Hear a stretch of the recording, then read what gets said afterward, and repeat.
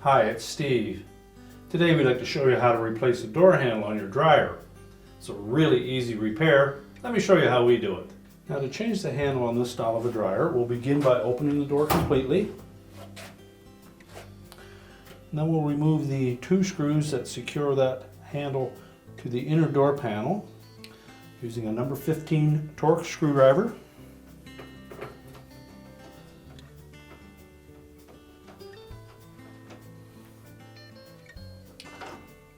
Lift the old handle away from the door and discard it.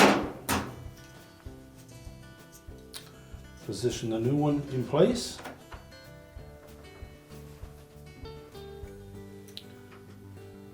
And then just reinstall the retaining screws.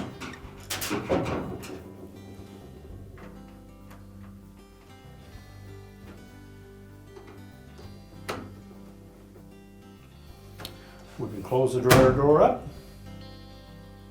and your repair is complete.